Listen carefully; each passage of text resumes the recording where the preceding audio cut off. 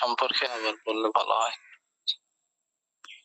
একজন জিজ্ঞাসা করছিলেন, আসসালামু আলাইকুম। আসসালামু আলাইকুম আসসালাম, গত ক্লাসের কিরাত সম্পর্কে আবার বললে ভালো হয়। আচ্ছা, বিষয়টা ক্লিয়ার হলো কিনা? জি ওস্তাদ, কেরাত ক্লিয়ার আছে।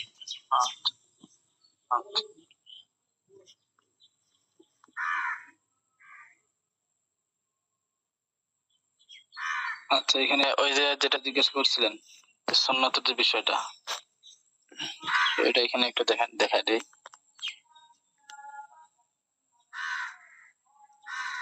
শিন নাফলি দেখছেন এই যে হাসিয়াতে দেখা যাচ্ছে?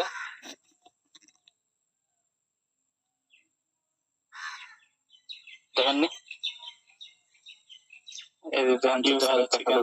জি ওস্তাদ। আচ্ছা, দেখেন আরাদা বিন নাফলি মা ইয়াউম্মুস সুনানা। তো উপরে বললাম যে নফল নামাজের ক্ষেত্রে নিয়ত তায়িন করা, নিয়ত নির্দিষ্ট করা শর্ত নয়। তো এখানে নফল দ্বারা উদ্দেশ্য কি? আরাদা বিন নাফলি মা ইয়াউম্মুস সুনানা, নফল দ্বারা উদ্দেশ্য যেটা ব্যাপক, যেটা সুন্নাতকেও অন্তর্ভুক্ত করে, সুন্নাতের কেউ ব্যাপকভাবে অন্তর্ভুক্ত করে নেয়। শামুলা সুন্নাতুল ফজর আইদান, সুতরাং হযরত যে সুন্নাত এটাকেও অন্তর্ভুক্ত করে নেবে। ওয়াকাদা তারাবি ইন আম্মাতুল মাশায়েখ, আম মাশায়েখ আম উলামায়ে কেরামের মাঝে তারাবির নামাজের হুকুম এটাই, ওয়া হুয়া সহিহ, এটাই হলো সঠিক মত। তবে ওয়াল ইহতিয়াতু আত-তায়িন, তবে সতর্কতা হলো নির্দিষ্ট করা, ইহতিয়াত হলো নির্দিষ্ট করা। সুতরাং ফায়ানবি মুরাইয়ান সিফাতাহা বিতারাবিহি আও সুন্নাতিল ওয়াক্তি, সুতরাং তারাবি নাকি কোন ওয়াক্তের সুন্নাত, যোহর নাকি আসরের সুন্নাত নাকি মাগরিবের পরের সুন্নাত, এই সময়ের যে সুন্নাত এবং তারাবির যতগুলো সিফাত আছে, অর্থাৎ এখানে নির্দিষ্ট করে এর দিকে লক্ষ্য রেখে নিয়ত করবে, এটা হলো ইহতিয়াত। তবে কেউ যদি না করে থাকে তারপরও হয়ে যাবে। পাইছেন? জি ওস্তাদ।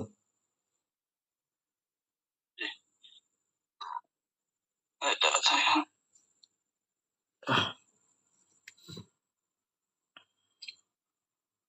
আচ্ছা, এই পর্যন্ত ছিল না আমাদের। আচ্ছা, নামাজ সহিহ হওয়ার জন্য কোরআনে কোনো কিছুকে নির্দিষ্ট করা হয়েছে? নামাজের কোন অংশকে কি নামাজ সহিহ হওয়ার জন্য নির্দিষ্ট করা হয়েছে যে অমুক অংশটা পড়তেই হবে, না হলে নামাজ হবে না? ফরজ হিসেবে আর কি, ওয়াজিবের কথা না এখানে, এখানে শুধু ফরজের বিষয়টা বলতেছে। মানে কোন আয়াতকে নির্ধারিত করা, নির্দিষ্ট করা হয়নি যে নামাজ পড়ার জন্য অমুক আয়াতটা পড়তেই হবে না ওস্তাদ। তবে এখন প্রশ্ন আসতে পারে যে না, সূরা ফাতিহা না পড়লে তো নামাজ হয় না। সূরা ফাতিহা পড়ো, তবে সেটা হলো ওয়াজিব, বা সূরা ফাতিহা পড়তেই হবে, এটা হলো ওয়াজিব, সেটা ফরজ হিসেবে নির্দিষ্ট করা হয়নি।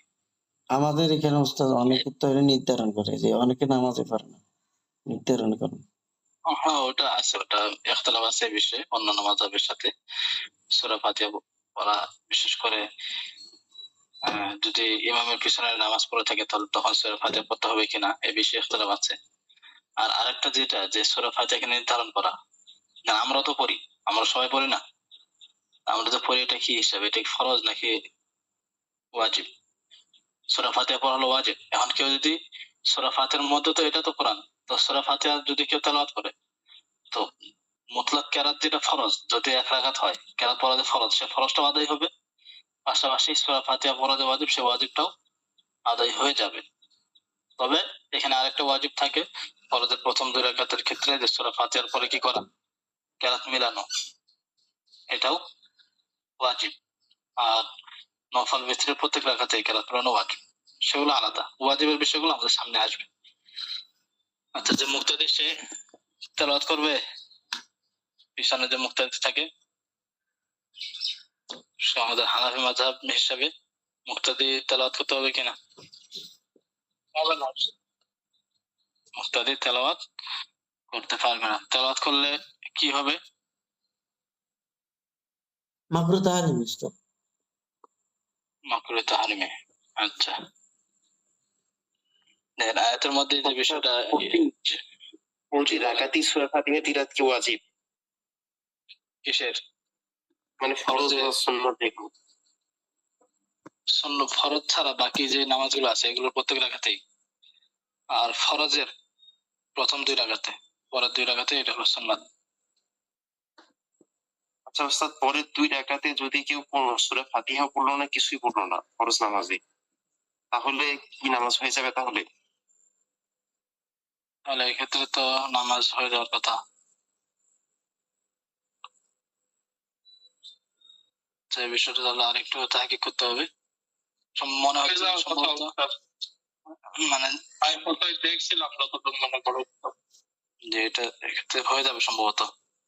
তারপরেও একটু ক্লিয়ার হয়ে বলবো ইনশাল্লাহ। 3 তাসবিহ পরিমাণ থাকলেই হয়ে যাবে এরকম একটা। হ্যাঁ, কারণ যেহেতু পরের 2 রাকাতে সূরা ফাতিহা পড়া এটা সুন্নাত, এটা ফরজ ওয়াজিবও না ফরজও না, ঠিক আছে?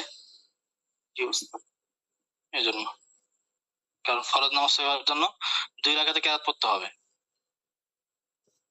এই কেরাতের জন্য আবার প্রথম 2 রাকাতকে তো নির্দিষ্ট করে ফেললো, সে তো ওয়াজিব আদায় হলো। আবার সূরা ফাতিহা পড়া ওয়াজিব ছিল, কেরাত মিলানো ওয়াজিব ছিল, পরে আর কেরাত পড়া ওয়াজিব না। তো ওয়াজিব না হলে তো সুন্নাত তরক করলে তো নামাজ হয়ে যায়, সমস্যা নেই। আচ্ছা, এরপর দেখেন আরেকটা শর্ত, ওয়ারুকুউ ওয়াসসুজুদু আলা মা ইয়াজিদু হাজমাহু ওয়া তাস্তাকিরু আলাইহি জাবহাতুহু ওয়ালাউ আলা কাফিহি আও তারফি সাওবিহি ইন তাহুরা মাহাল্লু ওয়াদঈহি। আর রুকু সিজদা যে করবে, মানে রুকু সিজদা আদায় হওয়ার জন্য কেমন স্থানে বা কেমন জায়গায় রুকু সিজদা করাটা জরুরি, এই বিষয় বলতেছে। তো যেহেতু এখানে আমাদের শর্ত নিয়ে আলোচনা হচ্ছে, আর একটা শর্ত হলো ওয়ার রুকু ওয়াস সুজুদ। ওয়ার রুকু 1 নম্বর, আর একটা কি রুকু করা, অর্থাৎ রুকু এটাও একটা শর্ত নামাজ হওয়ার জন্য। তবে এখন শর্তের মধ্যে এখানে আমরা শুরুতে দেখেছি, এই দেখেন শুরুতুস সলাতি ওয়া আরকানুহা, এই যে এই জায়গাটাতে উপরে দেখেন, এখানে কি শুধু শর্ত নিয়ে আলোচনা করছে নাকি সাথে রুকন নিয়ে আলোচনা করছে? যে 7-8টার কথা যেটা বলছে, জি রুকুরও আলোচনা আছে। আমাদের শর্ত এবং রুকন দুইটাই। শর্ত আর রুকনের মাঝে একটু পার্থক্য বলছিলাম, মনে আছে? জি ওস্তাদ। যে শর্ত কি আর রুকন কি, শর্ত কোনটা রুকন কোনটা? শর্ত হলো নামাজের বাইরের এটা ব্যাপার। আর রুকু হচ্ছে আর রুকন নামাজের ভিতরে। আমাদের ভিতরের। আর রুকু এটা কি রুকন কিনা জি ওস্তাদ, না শর্ত? রুকু। রুকু রুকন, সিজদা যেটা সিজদা রুকন। জি, তো এখানে সবগুলো একসাথে নিয়ে চলে আসছে আর কি, রুকন এবং শর্ত সবগুলো একসাথে নিয়ে চলে আসছে। আবার শেষে আবার যে তাও আরেকটু ক্লিয়ার করবে যে কোনটা রুকন আর কোনটা শর্ত। দেখেন তাহলে একটা হলো রুকু করা, এটা ফরজ। ওয়াসসুজুদু আলা মা ইয়াজিদু হাজমাহু, ওয়াসসুজুদু আলা মা এমন জিনিসের উপর সিজদা করা, ইয়াজিদ হাজমাহু যার শক্ততা সে অনুভব করতে পারে, যার শক্ততা সে পায়। তো সিজদাকারী যে জিনিসের উপর সিজদা করতেছে সেটা শুকনা, সেটা শক্ততা যেন সে অনুভব করতে পারে। ওয়া তাস্তাকিরু আলাইহি জাবাহাতুহু, ওয়া তাস্তাকিরু আলাইহি এবং তার উপর স্থির হয় জাবাহাতুহু তার কপাল। মানে এমন জিনিস না যে হয়তো মানে এমন তুলা যে সেখানে যদি সিজদা দেয়, সিজদা দিলে মনে করেন যে একটু যদি চেহারা দিয়ে চাপ দেয় মাথা, তাহলে পুরো চেহারাটা মাথা সহ একবার ভিতরে চলে যায়। এমন যদি হয় তাহলে ওই যে এখানে কি বলে সিজদা আদায় হবে না, ঠিক আছে? তাহলে এখন এমন জিনিস সিজদা দিতে হবে যার শক্ততা সে অনুভব করতে পারে। শক্ত বলতে যে পুরো একবার শক্ত হতে হবে, কাঠের মতো শক্ত হবে, মাটির মতো শক্ত হবে, বিষয়টা এমন জরুরি না। এখন তো প্রশ্ন আসতে পারে, না অনেক জায়নামাজ তো থাকে যেগুলো কি নরম বা ইত্যাদি এই ধরনের থাকে। তো এগুলোতে তো কি নাই, শক্ত ইত্যাদি এগুলো নাই। এখন এখানে মূলত শক্ত হওয়া এবং সেখানে তার কপাল স্থির হওয়া, এর দ্বারা মূলত উদ্দেশ্য কি? এখানে উদ্দেশ্য হলো যে সেটা এমন না হয়ে যাওয়া যে যদি সিজদা দিতে গিয়ে সেখানে একটু সে মানে মাথাটা দিয়ে যদি একটু চাপ দেয় সিজদার জায়গায়, তাহলে সেটা একবার ভিতরে চলে যায়, মাথা ভিতরে চলে যাচ্ছে, এমন না আর কি। এমন না হলে হবে, ঠিক আছে? আর ওয়াসসুজুদু আলা মা ইয়াজিদু হাজমাহু, বুঝে আসছে কি বিষয়টা? বুঝে আসছে কিনা? জি জি ওস্তাদ। জি জি ওস্তাদ। আচ্ছা, তাহলে এখানে যে শক্ত অনুভব হওয়া এবং সেখানে কপাল স্থির হওয়া, শক্ত হওয়ার দ্বারা মূলত যে পুরোপুরি একবারে শক্ত হতে হবে এটা কিন্তু কি না, জরুরি না। বরং এমন না হওয়া যে যে জায়গায় সে সিজদা দিচ্ছে তো ওইখানে মাথা রাখার পরে বা মাথা যদি একটু জোরে ওখানে চাপ দেয় তাহলে মাথা ভিতরে চলে যাচ্ছে, এমন হলে না, এমন না হলে না। এছাড়া এমনি জায়নামাজ ইত্যাদি যেগুলো আছে এগুলোতে হলে কোনো সমস্যা নেই। এখন মনে করেন যে ওই আরেকটা মাসের সামনে আসবে যে ওই যে মনে করেন, আচ্ছা ওটা সামনে যখন আসবে ওটা পরের শর্তের মধ্যে আছে। তারপর সুজুদ আলা মা ইয়াজিদু হাজমাহু, এবং এমন জিনিসের উপর সিজদা করা, ইয়াজিদু মানে পাই, হাজমাহু যার শক্ততা, বা এখানে দিছে ইউবসাহু মানে যার শুকনা, শক্ত হওয়া বা শুকনা হওয়া এটা পায়। ওয়া তাস্তাকিরু আলাইহি জাবাহাতুহু, এবং তার উপর তার কপাল স্থির হয়। ওয়ালাউ আলা কাফফিহি, যদিও সে তার কাফন মানে কি, তার হাতের যে তালু, যদিও তার হাতের তালুর উপর সে সিজদা করে থাকে, আও তরফি সাওবিহি, অথবা তার কাপড়ের কোন একটা অংশের উপর সে সিজদা করে থাকে, তবে এটা কখন, ইন তাহুরা মাহাল্লু ওয়াদইহি, যখন তার হাত রাখার অথবা তার কাপড় রাখার যে জায়গা সেটা পবিত্র হবে। আচ্ছা, একটু নরম বিছানায় একটু ঢুকে দেয় মনে হয়, তাহলে এখানে একটু যদি ঢুকে দেয় তো কোনো সমস্যা নাই। এখানে মূলত হলো যে যদি ইয়া দিচ্ছে, একটু ইয়া করলে বেশি ভিতরের দিকে চলে যাচ্ছে এমন যদি হয় তাহলে সমস্যা। আর হালকা যদি হয়ে থাকে, একবারে হালকা যেটা স্বাভাবিক, এটার একটা কোনো সমস্যা নাই আর কি। এখন বলতেছে যদি হাতের উপর সিজদা করে মানে, জি এখানে মূলত হাতের উপর সিজদা করা, মনে করেন যে হয়তো জায়গাটা হয়তো অনেক কাদা বা অনেক ইয়েতে আছে, বা কোনো কারণে হয়তো তার কপালে হোক বা যে কোনো সমস্যা, যে সে সরাসরি মাটিতে সিজদা দিতে পারতেছে না, যে কোনো কারণে হাতে সিজদা দিতে হচ্ছে, ঠিক আছে। তো এখন যদি হাতে সিজদা দেয়, হাতে সিজদা দেওয়ার যদি অবস্থা তৈরি হয়, তখন হাত যে জায়গায় রাখছে, হাত রাখার জায়গাটা অবশ্যই পবিত্র হতে হবে। যদি হাত রাখার জায়গাটা পবিত্র হয় তাহলে সিজদা আদায় হয়ে যাবে। ঠিক তদ্রুপ ভাবে যদি কাপড়ের কোন একটা অংশের উপর সিজদা করতেছে, তো কাপড়ের কোন একটা অংশের উপর সিজদা করলে ওই কাপড় যে জায়গায় রাখছে ওই জায়গাটা অবশ্যই পবিত্র হতে হবে। অর্থাৎ ওই যে স্থান পবিত্র হওয়ার যে একটা বিষয় আছে, সিজদা করার যে স্থানটাও পবিত্র হতে হবে, সেটা অবশ্যই রাখবে। এই দেখেন এইখানে নিচে দেখেন একটা বিষয়,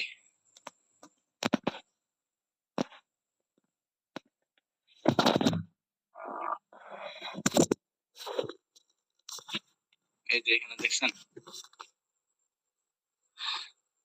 জি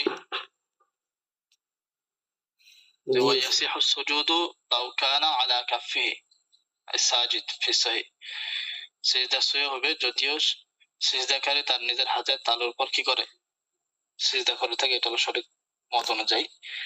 আও কানা সুজুদু আলা তরফি সাওবিহি সাজদ, অথবা সিজদাটা যদি সিজদাকারীর সে যে কাপড়টা পরে নামাজ পড়তেছে সেই কাপড়ের যে কোনো একটা অংশের উপর সিজদা দিয়ে থাকে, মনে করেন হয়তো লম্বা কাপড় পরে, লম্বা চাদর পরে সে নামাজ পড়তেছে, তো চাদরের একটা অংশ আগে সিজদার জায়গায় দিয়ে দিল, এরপর সে সেখানে কি করলো, ওই চাদরের উপরে সিজদা করলো, তাহলে আদায় হয়ে যাবে।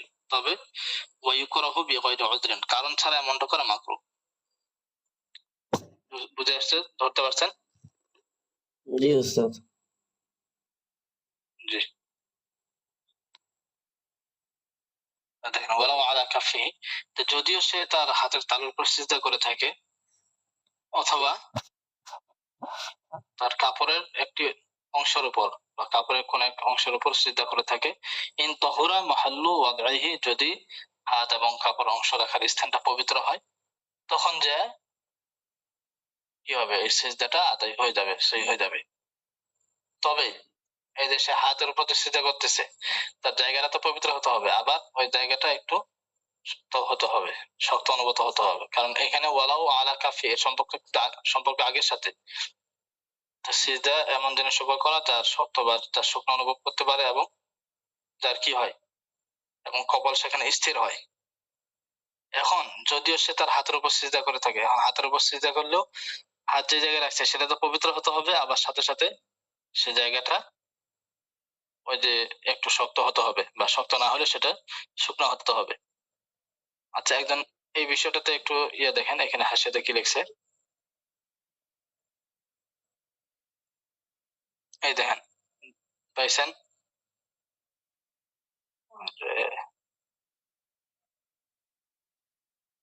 এই জায়গায় দেখেন তো, বিহাইসু এমন ভাবে, লাউ বালাগা, যে সিজদার ক্ষেত্রে যদি একটু বেশি করে থাকে, অর্থাৎ মুবালাগা করা মানে যে মাথা তো রাখছে মাটিতে, তো সেখানে যদি সে একটু বেশি জোর দেয়, লা ইয়াতাসাফফালু রাসুহু, তাহলে তার মাথা নিচে চলে যায় না, আবলাগা মিম্মা কানা হালাল ওয়াজঈ, মাথা রাখা অবস্থায় যেমন ছিল সেখান থেকে যদি একটু চাপ দেয় মাথাটা, তাহলে মাথাটা বেশি নিচে চলে যায় না। সুতরাং ফালা ইয়াসিহু সুজুদু আলাল কুতনি ওয়াস সালজি ওয়াত-তিবনি ওয়াল আরুসি ওয়া যুররাতি, সুতরাং সিজদা জায়েজ হবে না তুলার উপরে, সাল মানে বরফ, তিবন মানে হলো এটা, তিবন শব্দের অর্থটা কি জানো কি, আরুসি মানে হলো যে ওই যে ভাত বা চাউল, ভুট্টা ইত্যাদি এগুলোর উপরে। কারণ ভুট্টা আছে, মনে করেন যে এক জায়গায় চাউল রাখছে, চাউলের উপর যে সে সিজদা দেয়, চাউলগুলো তো আর ওইখানে স্থির না, ওইখানে যদি মাথাটা একটু বেশি জোরে নিচের দিকে করে, তো চাউলগুলো সরে যাবে কিনা, সরে গিয়ে অবশ্যই মাথার নিচের দিকে চলে যাবে এমন। তবে ইল্লা ইজা ওয়াজাদাল ইয়বস, তবে যদি ওইখানে শুকনো যে জায়গাটা সেটা যদি পেয়ে যায়, অর্থাৎ যে ভুট্টা হয়তো রাখছে একবারে পিছিয়ে রাখছে, ঠিক আছে, বা চাউল একবারে পিছিয়ে রাখছে, সেগুলো আবার শুকনা, তো সেক্ষেত্রে যদি করে সিজদা দেয়, তাহলে একটু চাপ দিলেও তো, যেহেতু একবার সবগুলো বিছানো, সেক্ষেত্রে আর বেশি সরে যাবে না, বেশি নিচে যাবে না, এক্ষেত্রে সমস্যা নেই।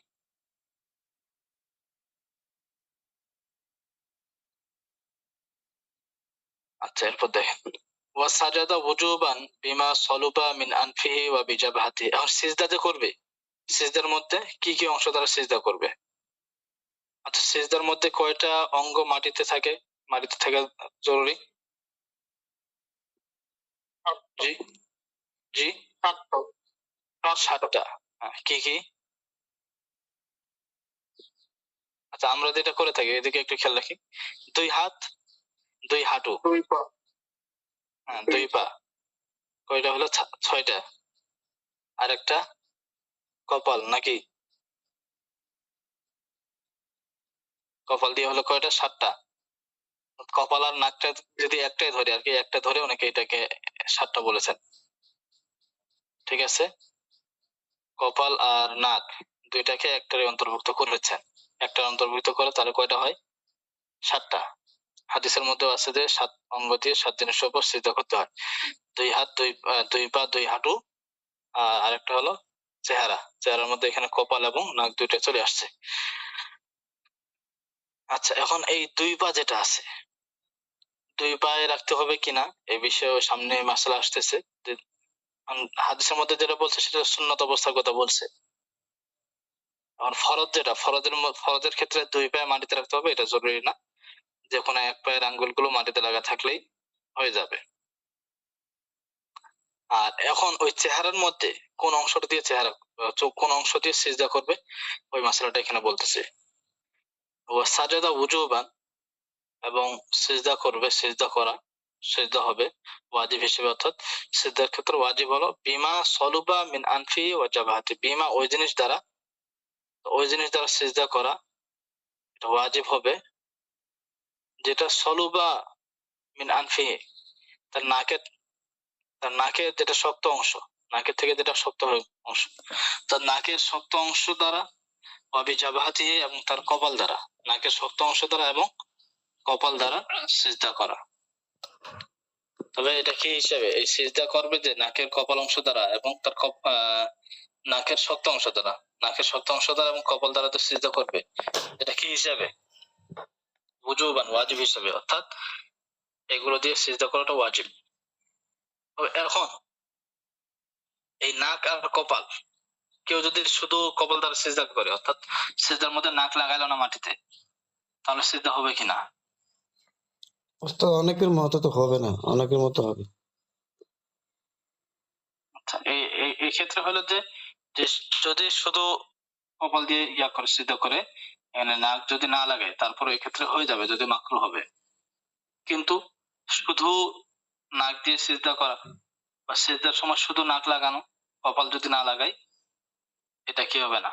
কোনো কারণ ছাড়া যদি হয়ে থাকে এমনটা, কোনো কারণ ছাড়াই শুধু সে সিজদার সময় নাক মাটিতে লাগালো, কপাল লাগালো না, তাহলে এক্ষেত্রে কিন্তু সিজদা আদায় হবে না। ঠিক আছে?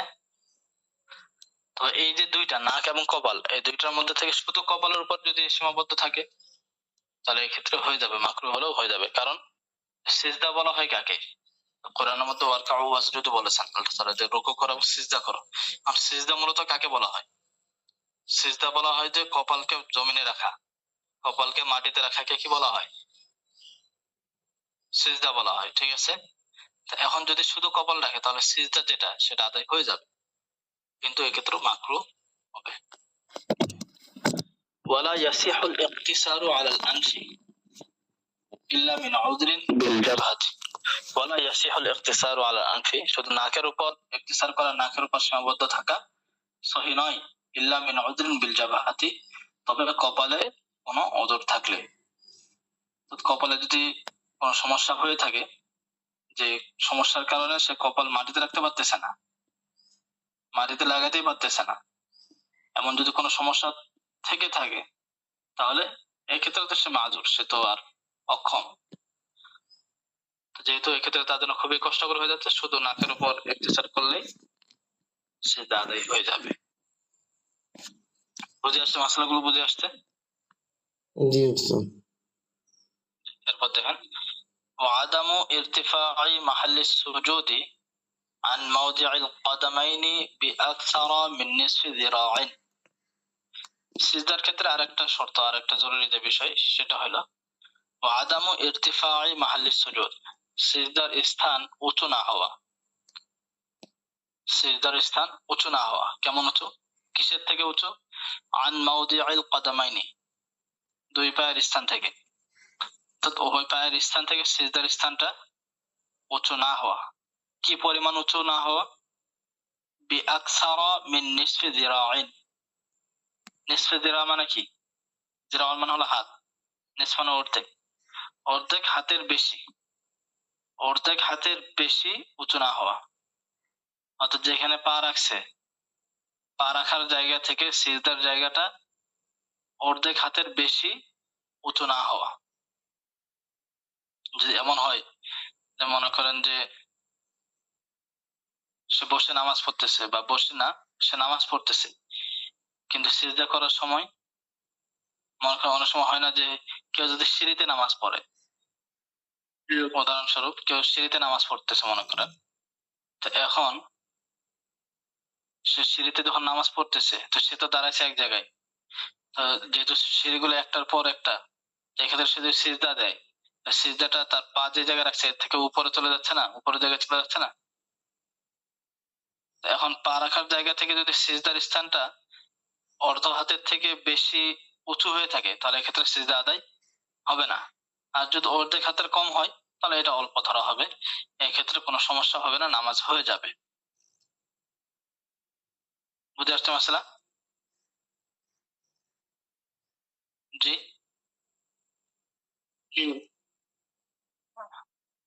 ওস্তাদ, অর্ধভাগ বলতে কোন অংশটুকু অর্ধেক বোঝাচ্ছে?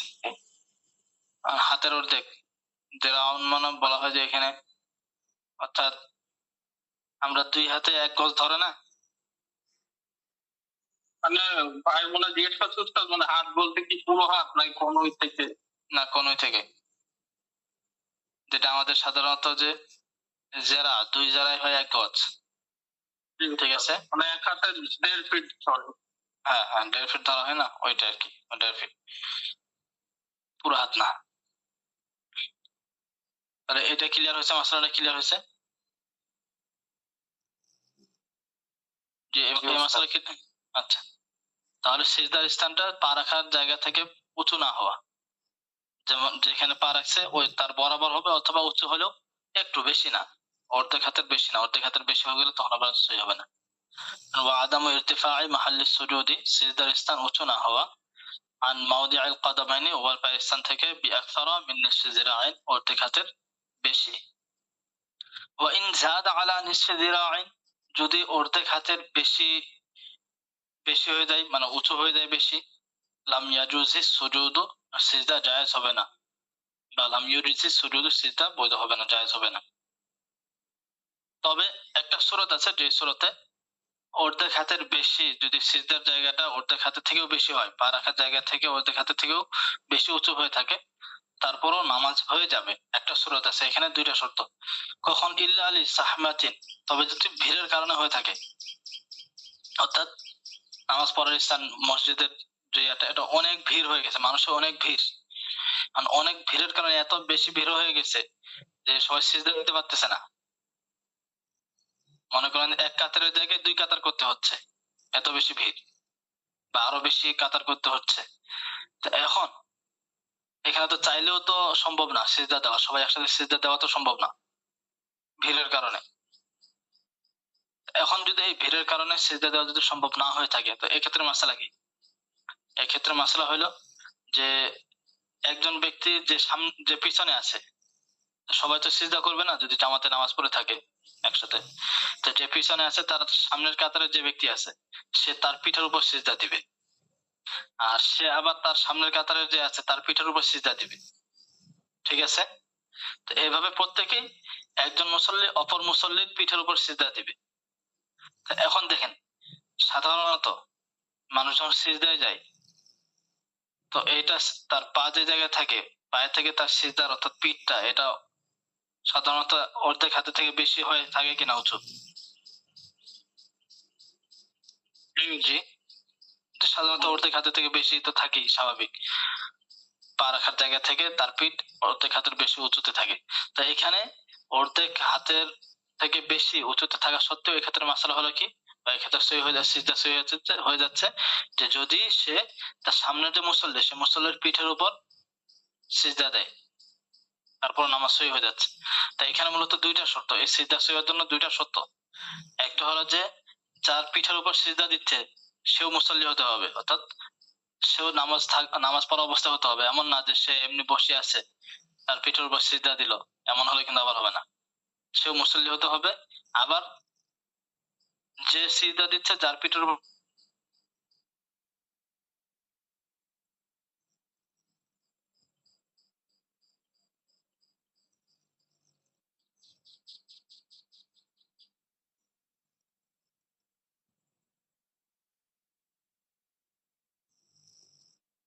এমন যদি হয়ে থাকে, তখন ভিড়ের কারণে একজন যদি আরেকজনের পিঠের উপর সিজদা দেয়, যেটা অর্ধেক হাতের থেকেও উঁচুতে সিজদার জায়গাটা, তারপর নামাজ হয়ে যাবে। বুঝতে পারলাম? জি, বুঝে আসছে কিনা? জি, না বুঝলে বলবেন।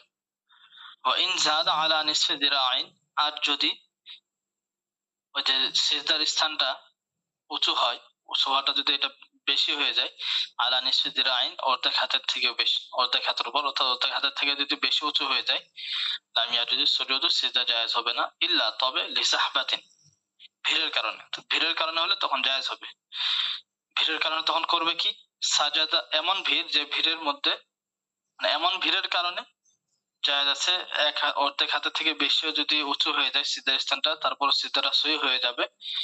এমন ভিড়ের কারণে, কোন ভিড়? সাজাদা ফিহা, যে ভিড়ের মধ্যে সে মুসল্লি সিজদা করেছে বা সিজদা করবে, আলা যহরি মুসল্লিন সালাতাহু, আলা যহরি মুসল্লিন, মুসল্লির পিঠের উপর সিজদা করেছে। কোথায়? এমন মুসল্লির পিঠের উপর, সালাতাহু, যে তার নামাজ পড়ছে, বা এখানে মূলত হলো আলা যহরি মুসল্লিন সালাতাহু, ইউসাল্লি সালাতাহু, মূলত হবে এমন ইবারতটা, যে এমন মুসল্লির পিঠের উপর সে সিজদা করছে যে মুসল্লি তার নামাজ পড়তেছে মানে যে সিজদা দিচ্ছে তার নামাজ পড়তেছে। তো যে সিজদা দিচ্ছে তার নামাজ পড়তেছে, এর উদ্দেশ্য কি? যে সিজদা দিচ্ছে সে যে নামাজ পড়তেছে, ফরজ বা ওয়াজিব বা যোহর বা আসর যে নামাজ পড়তেছে, যার পিঠের উপর সিজদা দিচ্ছে সেও একই নামাজ পড়তেছে। তাহলে এখানে দুইটা বা একটা শর্তের মধ্যে নিয়ে আসা যায় যে দুইজনের নামাজ একই হতে হবে। তাহলে এখানে যার পিঠের উপর সিজদা দিচ্ছে সেও নামাজ পড়া অবস্থা হতে হবে, এবং উভয়ের নামাজ একই নামাজ হতে হবে, ভিন্ন ভিন্ন নামাজ হলে কিন্তু আবার হবে না। বুঝে আসছে? জি, মাসালাগুলো বুঝতেছেন কিনা, নাকি কোনো জি উস্তাদ। সমস্যা হচ্ছে? আচ্ছা, দেখেন তাহলে ওয়াইন সাদ আলা নিসজিরাইন লাম ইয়ারিসুদু ইল্লা লিসাহমাতিন, তবে এমন ভিড়ের কারণে জায়েজ হবে সাজদা ফিহা, যে ভিড়ের মধ্যে সে সিজদা করবে বা সিজদা করলো, আলা যহরি মুসাল্লিন সালাতাহু, এবং মুসাল্লির পিঠের উপরে, যে মুসাল্লি সিজদাকারীর মতো নামাজ পড়ছে, সিজদাকারীর নামাজটাই আদায় করছে। ওয়া ওয়াদউল ইয়াদাইনি ওয়া রুকবাতাইনি ফিস সহিহি, ওয়া ওয়াদউল ইয়াদাইনি, তাহলে এখানে মূলত গেল কি কি বিষয় গেল উপরে?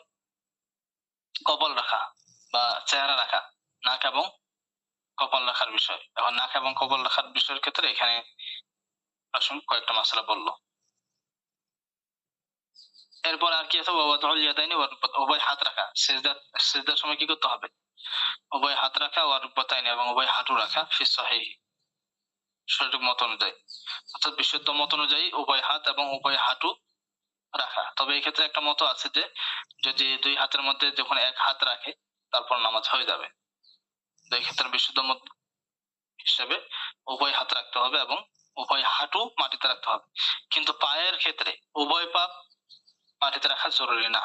তবে যদি এমন হয় যে দুই পায়ে তুলে ফেলছে সিজদা অবস্থায়, অনেকেরই এটা হয়ে থাকে, ধরুন সিজদায় গেছে, পা উপরের দিকে তুলে ফেলে, মাটি থেকে উপরের দিকে তুলে ফেলে, আঙ্গুলগুলো একটা আঙ্গুল আর মাটিতে লেগে থাকে না। যদি এমন হয়ে থাকে আর এটা যদি তিনবার সুবহানাল্লাহ পড়তে যে কোনো সময় লাগে, এই পরিমাণ সময় যদি তার কি থাকে, উভয় পা উপরে উঠানো থাকে মাটি থেকে সিজদা অবস্থায়, তাহলে কিন্তু কি হবে না, নামাজ সহি হবে না, নামাজ বাতিল হয়ে যাবে। ওয়াদউল ইয়াদাইনি ওয়া রুকবাতাইনি ফিস সহিহ, বিশুদ্ধ মত অনুযায়ী উভয় হাত এবং উভয় হাঁটু জমিনে রাখা। ووضع شيء من أصابع الرجلين حالة السجود على الأرض, ووضع شيء من أصابع الرجلين, উভয় পায়ের আঙ্গুলগুলোর কিছু আঙ্গুল রাখা, হালাত সুজুদ সিজদা অবস্থায়, আলাল আরদি মাটিতে জমিনের উপর। অর্থাৎ সিজদা অবস্থায় উভয় পায়ের আঙ্গুলগুলো সবগুলোই যে উভয় দুই পায়ের সবগুলো আঙ্গুলই মাটিতে রাখতে হবে এটাও জরুরি না, আবার এক পায়েরও সবগুলো রাখতে হবে এটাও জরুরি না। তবে দুই পায়ের আঙ্গুলগুলোর কিছু আঙ্গুল, অর্থাৎ হয়তো এক পায়ের আঙ্গুল হলেও হবে, এক পায়ের আঙ্গুলগুলোর মধ্যে দুই তিনটা হলেও হবে, কিন্তু অবশ্যই মাটিতে রাখতে হবে। এমন যেন না হয় যে একসাথে দুই পায়ে মাটি থেকে তুলে ফেলছে, দুই পায়ের আঙ্গুলগুলো কোনোটাই মাটিতে নাই, এমন যদি হয়ে থাকে তখন কিন্তু আবার নামাজ হবে না। বুঝে আসছে? ওয়াদউ শাইইন মিন আসাবি'ir রিজলাইনি, উভয় পায়ের আঙ্গুলগুলোর কিছু রাখা, সিজদা অবস্থায় কিছু আঙ্গুল রাখা, আলাল আরদি জমিনের উপরে। ওয়ালা ইয়াকফি ওয়াদউ যাহিরু কাদামি, শুধু পায়ের পিঠের অংশ, পায়ের পিঠকে রাখা কি হবে না, যথেষ্ট হবে না। ওয়ালা ইয়াকফি, যথেষ্ট হবে না, ওয়াদউ যাহিরু কাদাম, পায়ের পিঠ রাখা, আঙ্গুলগুলো মাটিতে রাখলো না, শুধু পায়ের পিঠটা কি করলো, রাখলো। পায়ের পিঠটা এটা কিভাবে রাখবে? মনে করেন যে হয়তো সে একবার পুরো পাটা বিছিয়ে দিচ্ছে, এমন ভাবে বিছাইলো যে আঙ্গুলগুলো আর মাটিতে লাগতেছে না, শুধু পায়ের উপরের যে উঁচা অংশ যেটা আছে, উঁচা অংশটা শুধু মাটিতে লাগতেছে, কিন্তু আঙ্গুলগুলো লাগেনি। এমন যদি হয় তখন এটা আবার যথেষ্ট হবে না। তো সিজদা সহি হওয়ার জন্য আঙ্গুলগুলো অবশ্যই কি করতে হবে, মাটিতে রাখতে হবে। বা তাকদিমুর রুকুই আলা সুজুদি, এবং রুকুকে আগে আদায় করা সিজদার উপরে, অর্থাৎ সিজদার আগে রুকু আদায় করা, এটাও একটা জরুরি বিষয়। সিজদার আগে কি করতে হবে, রুকু আদায় করতে হবে। আর সিজদার আগে রুকু আদায় করতে হবে, এই ক্ষেত্রে একটা আছে, বিষয় আছে যে কেউ যদি কখনো ভুলক্রমে আগে সিজদা করে ফেলে, পরবর্তীতে জানতে পারে যে আমি তো রুকু করিনি, তাহলে এই ক্ষেত্রে মাসলা হলো যে সে আবার রুকু করে ফেলবে, সিজদা থেকে রুকু করে ফেলবে, পরবর্তী সিজদা সাও দিবে। তো এখন এই জায়গায় যে বিষয়টা বলতেছে সেটা হলো শর্ত, মানে এখন যেটা বলতে সিজদার আগে রুকু করা, এখন যদি সিজদার আগে রুকু না পাওয়া যায় তাহলে তো নামাজই হবে না, বিষয়টা হলো এমন, যেহেতু রুকুন। কিন্তু ওইদিকে তো আবার আমরা এটাও যেটা বললাম যে কেউ যদি ভুলক্রমে আগে সিজদা করে ফেলে পরবর্তী জানতে পারে যে আমি তো রুকু করিনি, তাহলে সে রুকু করবে, তো সিজদা সাউ দিলে তো নামাজ হয়ে যাচ্ছে, দুইটা পরস্পর বিরোধী হয়ে গেল না। তো এটা সমাধান হলো যে কেউ যদি সিজদা করার আগে কেউ যদি রুকু করার আগে সিজদা করে ফেলে ভুলক্রমে, আর পরবর্তীতে জানতে পারে যে আমি তো রুকু করে ফেলছিলাম, সিজদা করে ফেলছি, রুকু করিনি, তাহলে সে আবার পুনরায় কোথায় চলে আসবে? রুকুতে চলে আসবে। রুকু করে সে যে সিজদা করছিল আগে, এই সিজদাটা যথেষ্ট হবে না, বরং রুকু করে আবার পুনরায় তাকে কি করতে হবে? সিজদা করতে হবে, আবার শেষে তাকে সিজদা সাহু দিতে হবে। বুঝে আসছে মশলা? জি উস্তাদ। জি। তাহলে এখানে তাকদিম রুকু আলা সুজুদি, রুকুকে সিজদার উপরে সিজদার আগে আদায় করা। জি। সময় কি শেষ নাকি? সময় কোন দিক দিয়ে চলে গেল? জি উস্তাদ, 6:30 পর্যন্ত। ঠিক আছে, ইনশাআল্লাহ আজকে আগামীকালকে একটু টানতে হবে সামনে। জি, বুঝে আসছে তো? তাহলে আজকে এ পর্যন্ত থাক। জি উস্তাদ। ঠিক আছে, জাযাকুমুল্লাহ খাইর। আসসালামু আলাইকুম ওয়া রাহমাতুল্লাহি ওয়া বারাকাতুহু।